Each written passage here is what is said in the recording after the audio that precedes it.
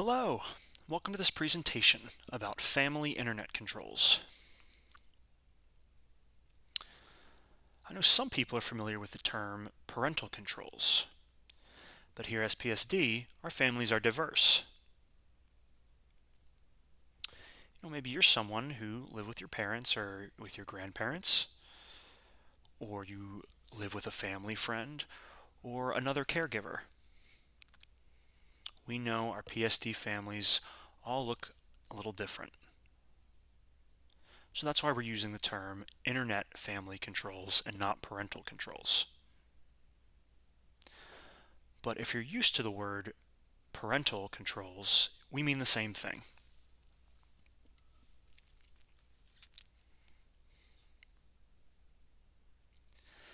This presentation is going to cover three topics.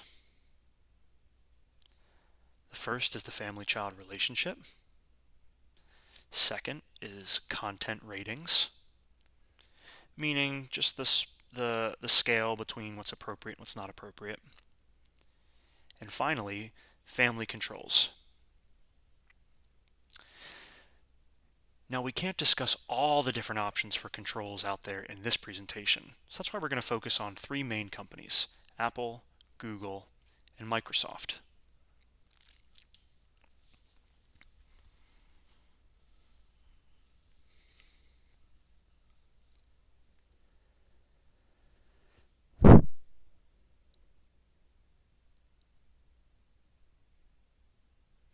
So you may be wondering why we're discussing the family-child relationship. Are we going to be focusing only on the technology? Well, a point I want to make is that you can set up any app or settings or blocks or restrictions, and you can set them all up perfectly, but kids are really smart, and they often will figure out ways through the blocks or figure out how to hide their activity. So this means that any app or settings cannot replace your involvement with your child. Today, a lot of kids are growing up with technology. They've used phones and iPads from a young age, and they've developed a natural skill. So this means they might know some things that even you don't know. So how do we help with that? So the first thing I want to emphasize is how important communication is. Express interest in what your child is doing online. Maybe go to them and tell them, I notice you play this game a lot, or you like to post pictures, or you're on social media. Can you show me this? I'm interested in what you're interested in. In that way, your child becomes more comfortable showing you what they do. It could also mean that later, if they have a serious problem with bullying or something else on the internet, they'll be comfortable showing you themselves and asking you for help. And that's better than just depending on an app to do it alone. The other thing that's very, very important is that when your child shows you what they're interested in, for example, maybe they posted a picture on social media, or they're showing you their favorite game. Even if it looks strange to you, don't look down on them. Don't tell them that it's a stupid interest. That might make them feel embarrassed. And that means they might hide what they're doing online. So you could say that, this game you showed me is different than what I'm used to, but I appreciate you showing me. And that way you can develop a good relationship with them, and your child can become more comfortable with you.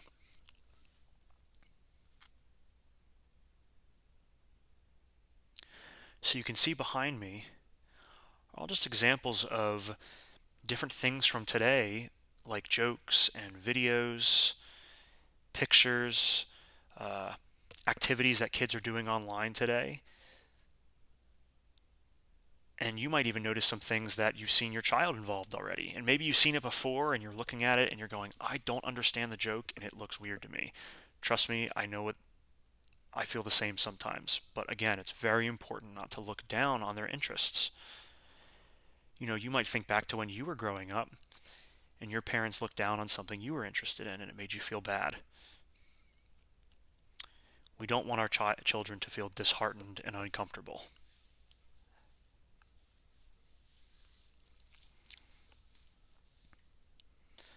So that's why the family relationship is important. But now we're going to have a brief discussion about content ratings.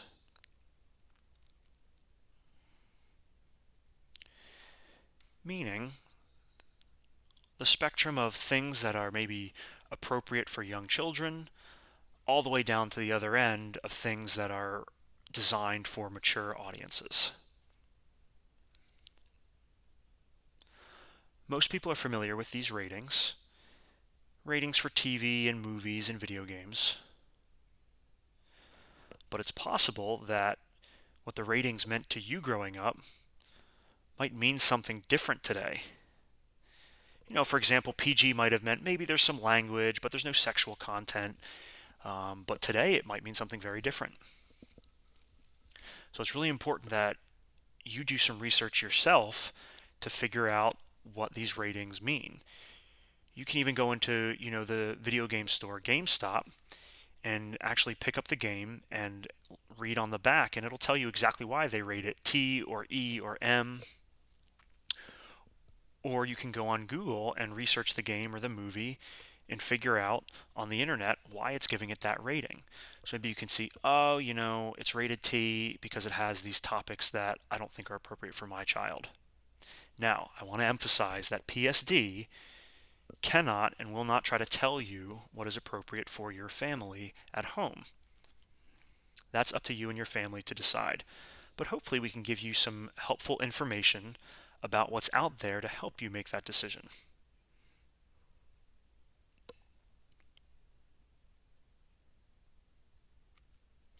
The reason we're discussing content ratings is because you'll see on the next slide, when we start talking about family controls, that many apps and settings for family controls are directly connected with these ratings. So for instance, on Netflix, say you wanted to set up restrictions for your child and you want to limit them up to PG-13 movies, or you want to limit to everything below R, or maybe for television shows you want to limit them to things below TV-14. The Netflix restrictions are directly influenced by these content ratings.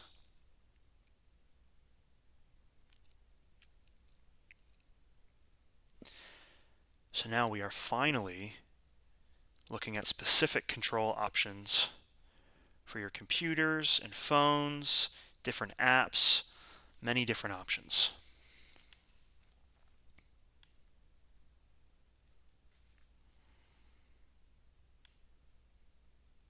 Family controls, or if you're used to parental controls, can be broken into three main categories. One is app-based. The second is device-based. And by device, I just mean a computer or a phone or a tablet.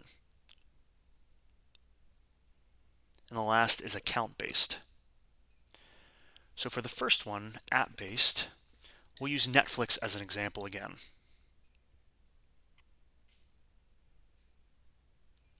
Let's say you have a young child who's about 7 years old, and you want to allow them to watch Netflix. If you log into your Netflix account on a computer and click on the settings, you can adjust settings for each individual profile. So if you click on their profile, you can say, for example, I want to limit them up to, TV7 or PG.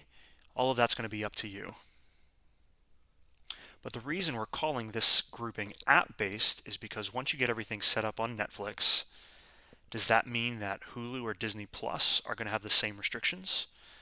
Unfortunately, no. They're all separate, and you would have to make settings on each separate app.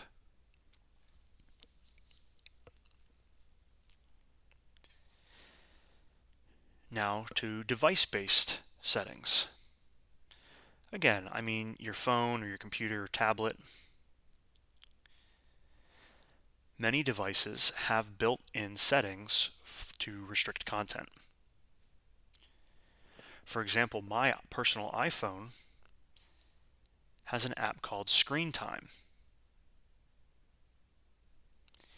And these settings, for example, can allow me to turn off the internet after 8, or say that I want to limit, mature content on the internet.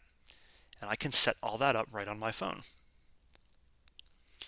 And what's nice is it doesn't matter which app. Well, most apps that I use on my phone will obey those restrictions. Now, this does not necessarily mean that those restrictions are going to influence my other devices.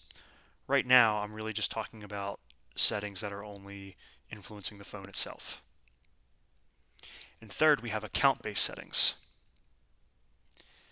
Many big technology companies have their own kind of accounts, and we're just going to focus on these big three: Apple, Google, and Microsoft. Maybe you know about an Apple ID. When you set up settings on an Apple ID, it will influence all of your Apple devices. That could be a phone, a computer, or an iPad. Similarly, if you have a Gmail account, you might know that it's not only just for email, but it influences things like YouTube and Chrome. And you might not know that Google also owns Android and Android phones, as well as the Pixel phone. So if your children have different kinds of phones, there should be options for restricting those phones. And finally, Microsoft. You might know that Microsoft makes Windows PCs, but they also make Xbox.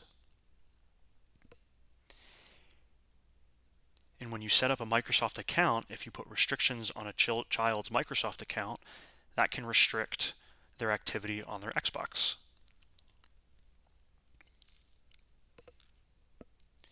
Now I'm just going to show you some basic surface level examples of restrictions for the main three companies. This is Apple.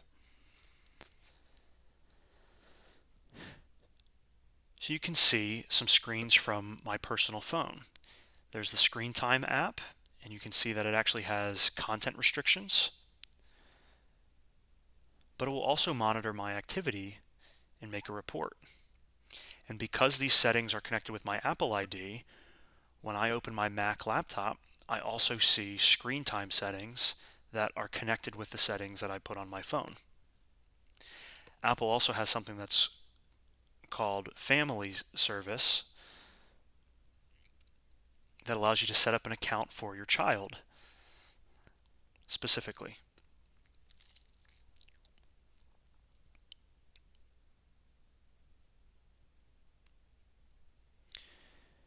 Next, we'll talk about Google.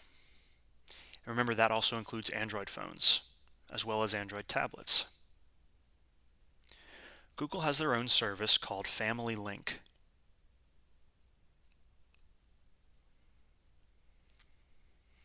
And this means you can set it up with your entire family. If somebody already has an account, they can join your family, or you can set up a brand new account. And as you can see on the screen, when you select the option to create a new account, it'll give you multiple options to create an account for yourself or to create an account for your child. And if you follow Google's instructions, it will lead you through how to set up restrictions for your child on a child account.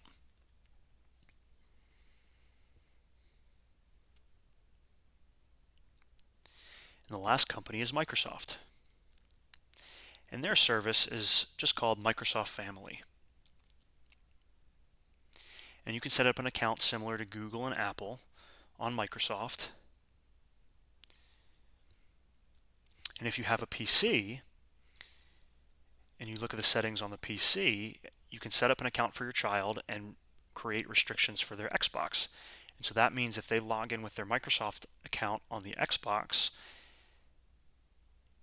any restrictions you set up for your child will be connected to the Xbox. So for instance, maybe you want to limit them to a maximum of games rated for teenagers. It will restrict them to playing games only for teenagers. It doesn't even matter if you have the physical disc, The Xbox won't play anything outside of your restrictions. And these are just great ways to help protect your children from content that's not appropriate for them.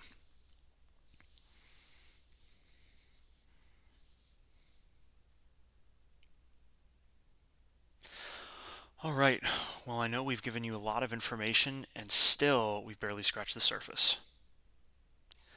But I hope you have a little more information about options to help you protect your children when they're online.